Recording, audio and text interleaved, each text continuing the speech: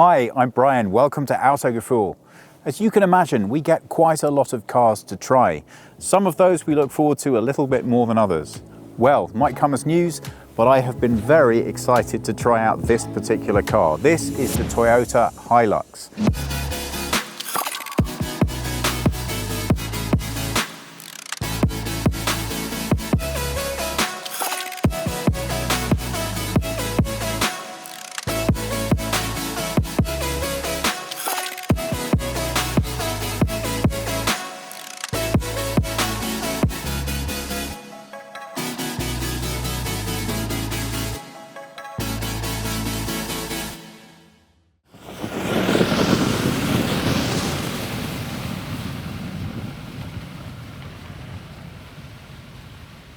As you can see, the styling here with the headlamps and the whole front face of this car has been somewhat reimagined. Now these lights are going to come standard as halogen, but you can have them now optional as LED. As you can see, it's a lot more bulky and angular than we're used to seeing traditionally. Now, although that's not immediately obviously aimed towards customers who are liking a more American design, you can certainly see the visual reference cues here being given off.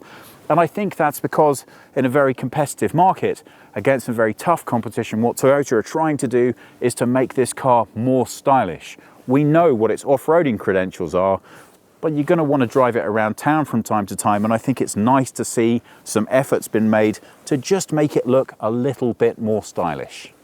At 5 meters 33 or 210 inches in length, the side profile of the Hilux remains unchanged. And I don't think that there's a huge reason to change this. It's quite popular, people like it. You're either going to be into pickups or you're not. This has a towing capacity of 3.2 tons. I think that's more than enough for most people. The back of the car, again, nothing has changed back here from the standard line, and this styling I think is still an awful lot more modern than a lot of the generations that went before it. It looks pretty user-friendly. If you haven't owned or used a Hilux before, you might be a little bit unfamiliar with how they're put together. First of all, solidly, but second, they don't make you feel like they have a million whistles and bells, because they are here for use. And that means that they're very ruggedly designed. If you have a look at the rear of this section, you can fit a load length just about 58 inches or 147 centimeters in the back. This is the double cab, and the width that we have available to us for loading in is around about 52 or 132 centimeters.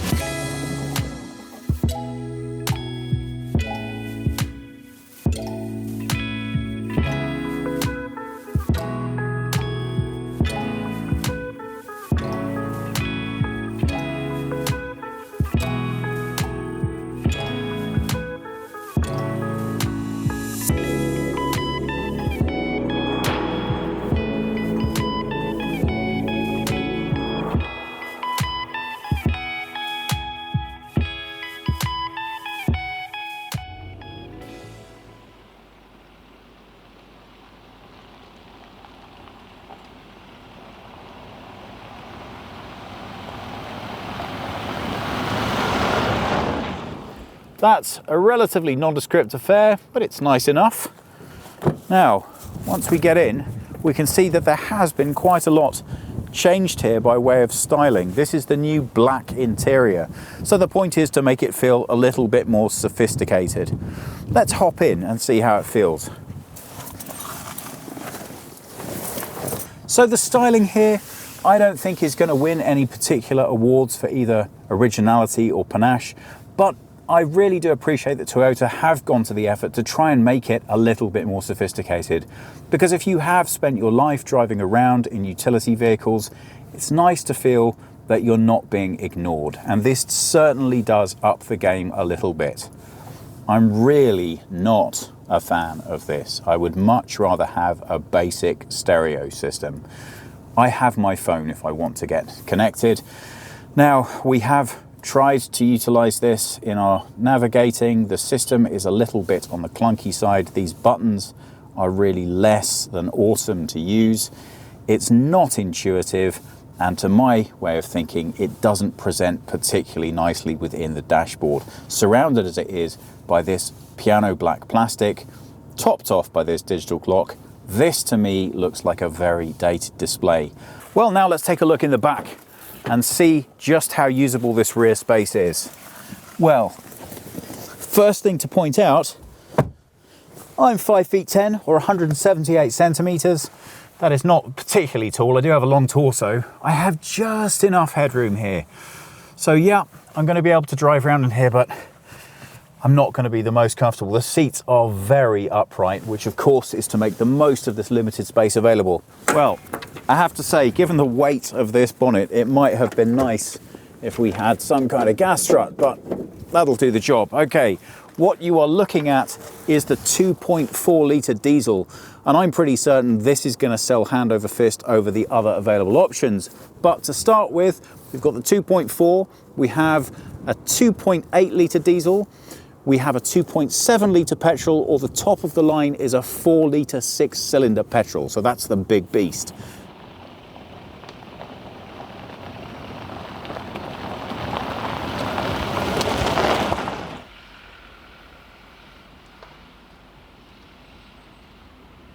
Simply put, the single best thing about owning a Hilux is that you can take it places that you simply wouldn't go with a different vehicle. Now, back in my day, that was quite a lot of faffing around. I actually had 2 sticks in the central console to select the different modes, and if I wanted 4-wheel drive, I had to get out and operate manual diff locks on both of the front wheels. Well, times change and things move on. And in this situation, everything is managed electronically. So, standardly, if you're driving on the highway, you're going to be using H2. That just gives you 2-wheel drive, it saves a lot of fuel, and to be honest, it's the most comfortable driving experience you can have in the car. But once you start to get in a somewhat more challenging environment, you have 2 options awaiting you. H4, any standard users of off-roaders will know, means that you get full power 4-wheel drive, and you also have L4, and that's going to give you lower revs, more control of those wheels, and that's great for really, really sticky situations where you think you might be coming a little bit undone. That ground clearance is just great, and even being able to take a look up the path that we came in, I really can't think of a standard production car that I would bring down here, obviously enough. But the Hilux handles it like it's absolutely just going for a regular Sunday afternoon drive. One of the really interesting things about the Hilux is just how distinctive the experience is. It's a long time since I last sat in one, but the engine note and the feeling of the steering and the handling right the way through to how this car interacts with its environment is almost unmistakable. It's actually really a pleasant experience to drive one of these, but only if you know you're going to drive it for the purpose that it was being built for. So, what do I mean by that? Well, the road position is great. I'm up high, and unlike some other SUVs, everything feels really solidly built. So I feel very confident here. I'm perfectly happy at any point just leaving the road behind and going for a drive through the trees. But at the same time, it's surprising how refined the experience of comfort has gotten in these cars. Back when I had mine, it was a real bone shaker. It was great, it did the job it needed to do, but you certainly weren't ever going to tell anyone you felt comfortable in it. Well, thankfully, the seats and the driving experience have massively improved since then.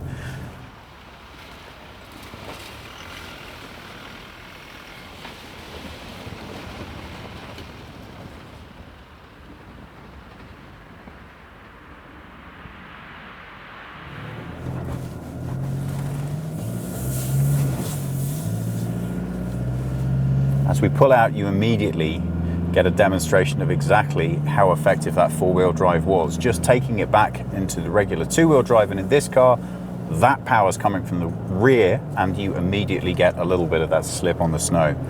But it's very easy to see which mode you're in. There's a lovely green indicator that comes up straight up on the dashboard as you enter 4-wheel drive. So it's not one of those things you can put on and forget about it. Though I have to tell you, one of the things that's changed in terms of how the Hilux behaves through the generation is that it used to be when you had this car in 4-wheel drive, you really knew you had it in 4-wheel drive. That process has been refined to such an extent that other than a subtle difference in how the vehicle feels and handles, it's very, very comfortable in four-wheel drive now, and that's nice because if you experience a situation where you just want to have it on for your own peace of mind, it's not going to impact on your driving.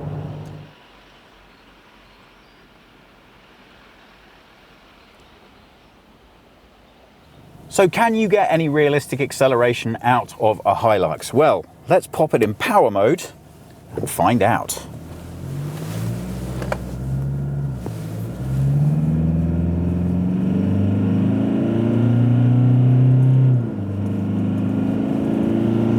And that's 80.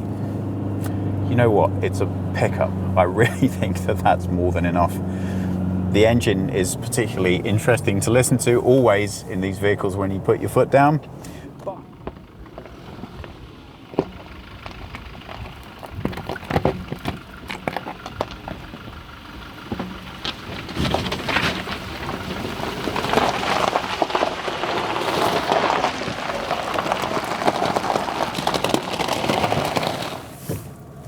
So let's have a look at this. What we're going to do at this point, just before I get out here, is that I'm going to see if Jonas wants to pop outside of the car with his camera so he can film this wheel going up in the air. Now, you will see then immediately exactly what the rear diff is delivering when it's locked. And Jonas is just taking a quick walk round to the back.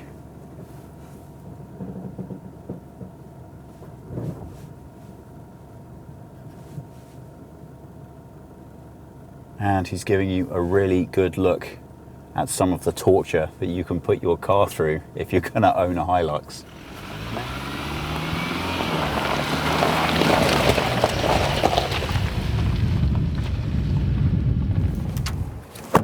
Well, it's a Hilux, so, you know, that seems like an appropriate place to park it.